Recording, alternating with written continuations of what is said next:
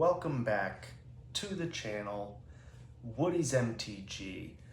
So today we're going to talk about 5 steps and the 5 steps that I used to hit a level 4 seller on TCGPlayer within 2 weeks.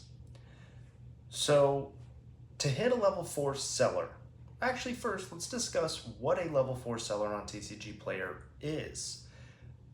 On TCGPlayer there are seller levels. It goes 1 through 4.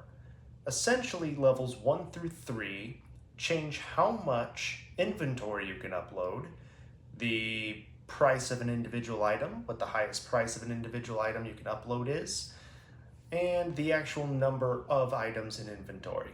There might be a couple other little things here and there, but they're very minor differences. Basically, once you hit level 2, you're pretty much going to be set on inventory for the majority of people. What really matters is level 4. At level 4, you do gain the ability to use free shipping on orders over $5. You are able to upload inventory via CSV, via the app, scanning in with the app, via quick list, and a couple of other methods that I haven't personally messed with at all. So getting to level 4 is absolutely crucial. It is, at least in my opinion, the most important and should be your #1 goal as a new TCGPlayer seller. A little bit about myself. I started my TCGPlayer storefront about 2 months ago. I am sitting at 630 completed transactions with 100% customer feedback rating.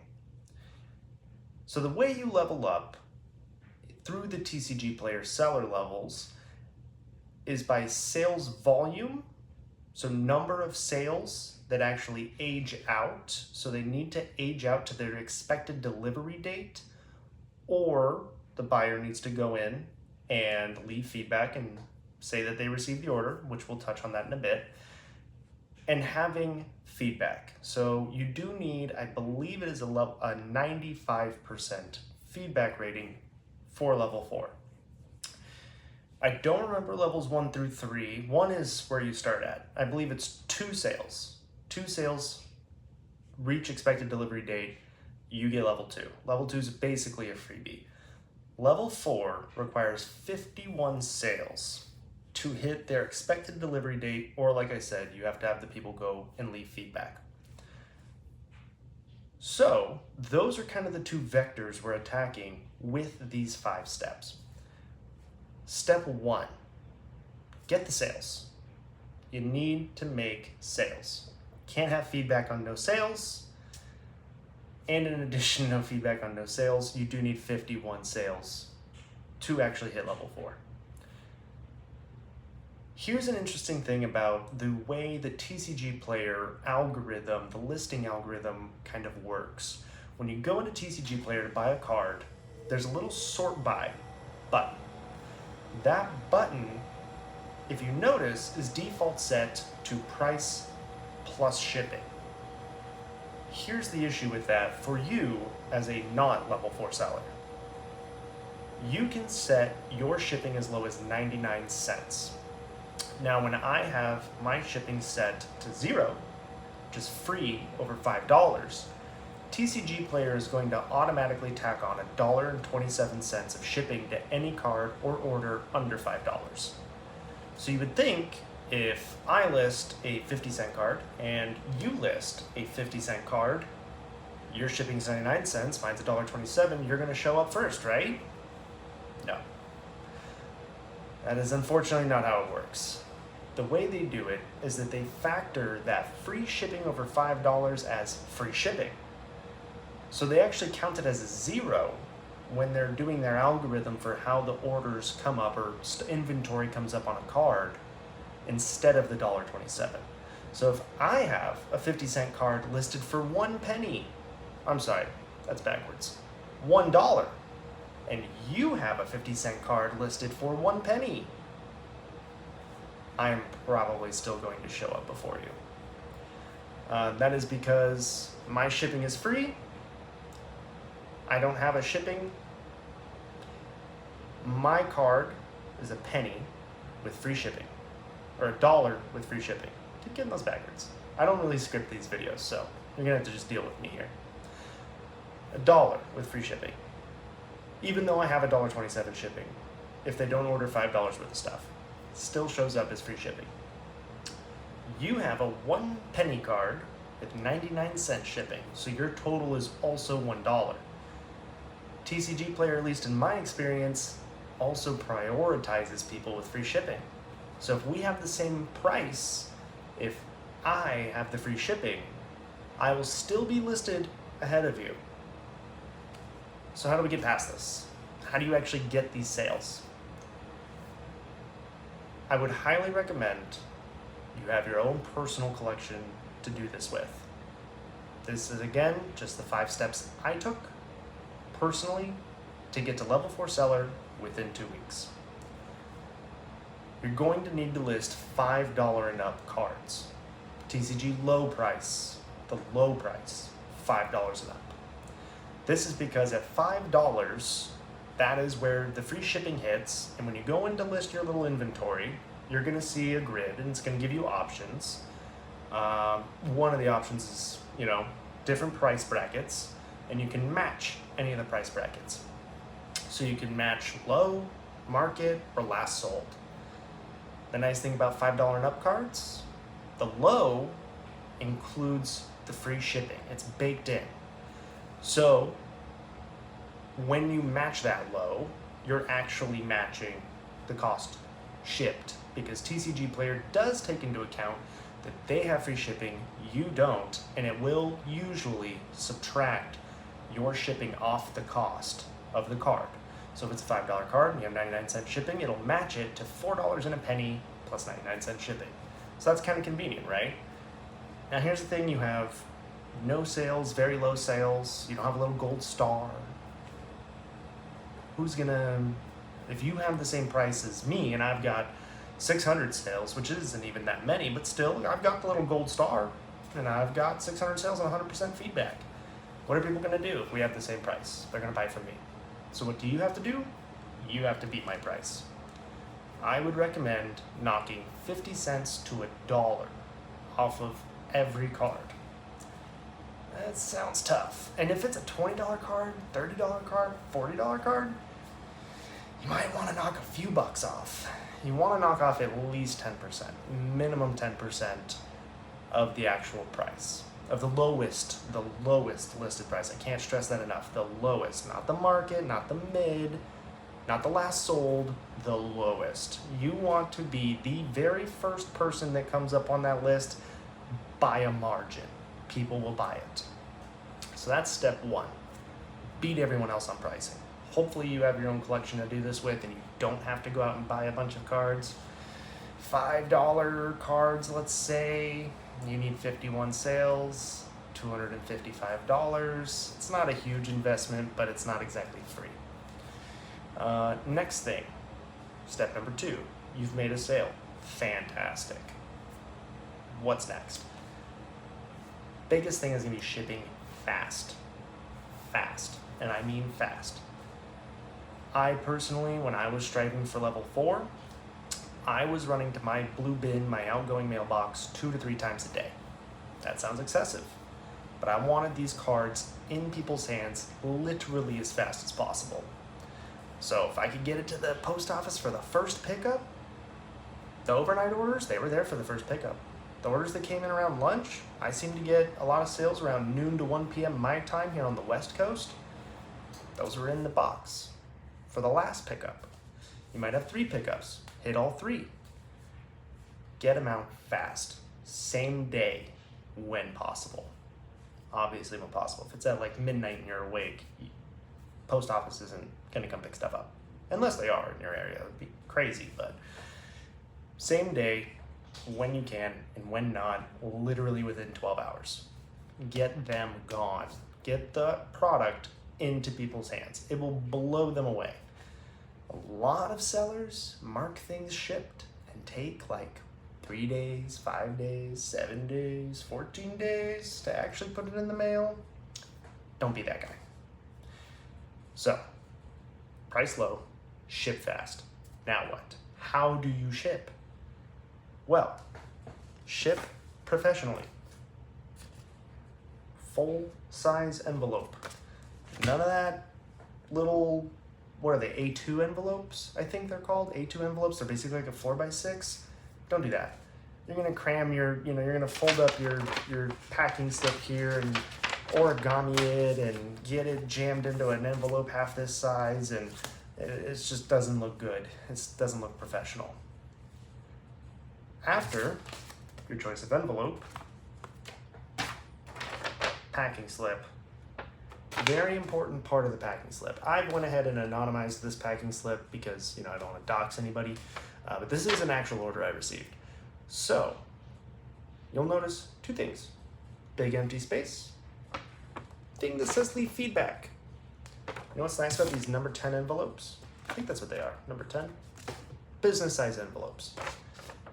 You can just tri-fold this, and it fits right in here. What's great about that, someone doesn't have to unorigami your packing slip here. It folds out nicely, neatly, and you're gonna have your little feedback circled. Hey, leave feedback, please. That's how I get paid. Please leave feedback. You're also gonna put a little thank you. Why not? Handwritten. Put a little personal touch on it. Those things go a long way. A lot of people don't even know that they can leave feedback. A lot of people don't care. A lot of people don't realize sellers don't get paid until the estimated delivery date unless you leave feedback. So circling that little guy has helped me a ton. That's how I got the feedback rating. What else goes into feedback? Shipping securely. Securely. 1 second here. Card saver, top loader. Either one works. A lot of people are probably gonna hate that. Card savers work great. They work fine. If I'm shipping a card over even a couple bucks, I'm probably not using this. Like for this order here, $20 card, definitely not using this. I'm using this. Thing is, there are some post offices that are super picky about the rigidity on your top loaders. If you have a post office like that, card saver. And at that point, anything over 25, 30 bucks, I would start tracking and throw in a bubble mailer. That's probably recommended anyways, but I know that TCG doesn't make you do it until 50. But definitely if you're sending a $30 card in one of these, you don't want to do it in one of these. So safely, securely, put it in a team bag, put the card in a penny sleeve, put it in a team bag, tape it right here. It folds up nicely. They're gonna open this little package up and say, hey, what's that right there? Thank you. It rolls out and your card is right under this little guy, circled. So, we've covered selling, actually getting the sale, shipping fast, shipping well. 4, be responsive. Be responsive. If people reach out to you, they message you, respond within 24 hours at the longest. Especially when you're gunning for level 4, just keep an eye on it. Just keep an eye on it. If you work from home, this is so much easier. You can get to the post office, you can respond to this stuff. If you have a very demanding job that you have to be at, or you're not able to access your phone, that's fine. No one's gonna flip a wig because you were unavailable for 12 hours. But just make sure you respond within 24 hours. Respond to people courteously, promptly, professionally. They'll love it, right? So that's small, but at the end of the day, huge. I've gotten some of my best feedback from people where an order had a mistake or they were waiting on an order. It took longer than usual because the USPS dropped the ball. And I responded within an hour. And they were just so happy that I actually got back to them that they ended up leaving me a 5-star review regardless of the issues that were occurring. And speaking of issues occurring, that leads me to number 5, refunds. Let's talk about refunds. Let's talk about the elephant in the room. I am blessed in that this is not my first business. This is not my first side hustle. I actually own a business that I work for pretty much full-time, over full-time, sometimes under, depends on how you define work. because I do own the company, and I have a couple subcontractors and a full-time employee. But refunds. It is not worth getting TCGPlayer involved, getting a 1-star review, nuking, especially in those first 50 sales, man. You need 95%. Do the math on how many 5 stars versus 1 stars that is. And remember, anything lower than a 4, so even a 3 or a 2, counts as a 0. Yeah. It's not worth it for $1, $2, $5. I know that might sound crazy to some people. I know some people, that is a lot of money to them. But I promise you, let that be a problem later. Once you're at level 4, you've paid your dues, you've eaten your slice of the crap sandwich, you can start kind of doing things however you want, get TCGPlayer involved, refuse refunds, whatever. I personally still just pretty much have a no questions asked refund policy. If I get a order did not arrive claim, I will escalate it to TCGPlayer to check for that sort of account activity, see if that's regular account activity from that buyer. And as long as TCGPlayer says it's not a pattern, I honor it. Anything not shipped with tracking, you're SOL. Just refund it. Just refund it.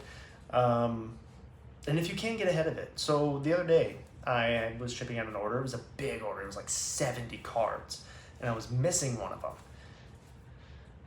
What did I do? Personally, I reached out to the buyer as I was packing the order. I let them know, hey, I had an inventory issue. I don't have this 15-cent card.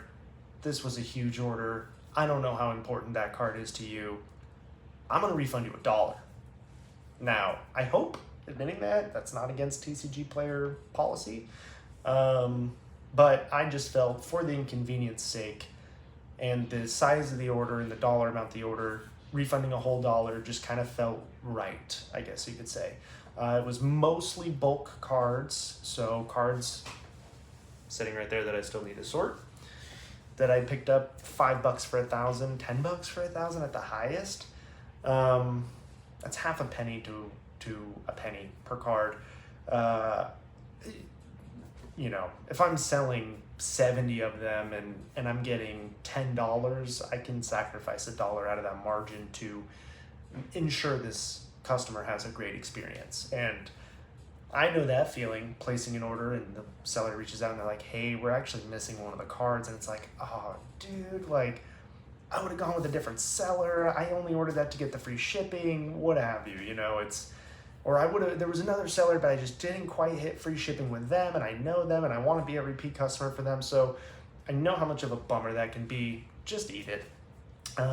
That's just business. That's business. There's a cost of doing business, and this is, once you're officially reselling, this is a business. A lot of people do it as a hobby. There's nothing wrong with that.